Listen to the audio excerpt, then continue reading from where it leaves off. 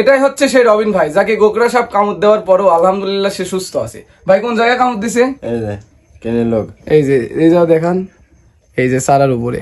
ভাই ঘটনাটা কি এটা একটু খুলে কন, মানে সবাই জানতে চাচ্ছে।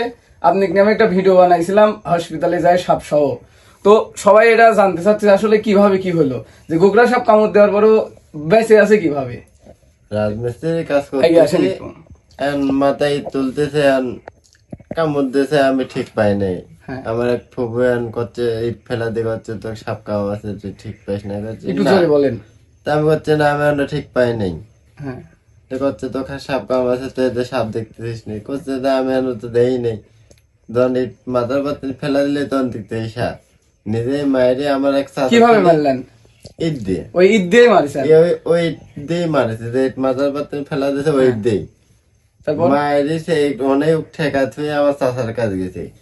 হ্যাঁ। আর জরুর কার কাজ যায়, বলছে কাকা আমার সাপ কামড় আছে, কই আমার আর কথা কই পাই নাই।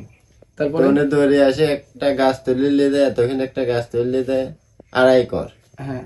2.5 কর একটা গাছ নিয়ে আমাকে দিলে, আর করলে যে চাবা খাইয়ালা দাও, হ্যাঁ। চাবা খাইয়ালা দিলে হাসপাতালে গেলাম, হাসপাতালের লোক আর বেশি করে পায় না। আমি নিজেও ছিলাম ডাক্তারের সাথে, আমি নিজেও কথা বলেছি। আপনার ব্লাড টেস্ট করার পর ডাক্তার বললো যে এখানে কোনো মানে বিষ নেই। বিষের আলামত নাই, বিষ নেই। এজন্য তারা ভ্যাকসিন দেয়নি। তারপরে কি করলেন? তারপর একটু ওজার কাজ গেলাম। কোথায়? একটু ওজার বাসা কোথায়? ওজার বাসা জায়গা কয়রাবাড়ি 5-4। হ্যাঁ। তারপর? ওনে গেলাম, একটু ঝাড়ে দিলে তো কাঠ পরিমাণ হাত উঠলে, তারপরে আর হাত উঠলে না, ঝাড়ে ধরে না বাদে একটু নুন মানে দিলে ওজা আপনার এই পর্যন্ত বিষ পাইছে? হ্যাঁ। আচ্ছা। তারপর? ঝাড়ে ধরে দিলে কচ্ছে তোমার আর বিষ নেই, একটু নুন পড়া দিলে খেলাম, খাই দেয় 300 টাকা দিয়ে চলে আসলাম।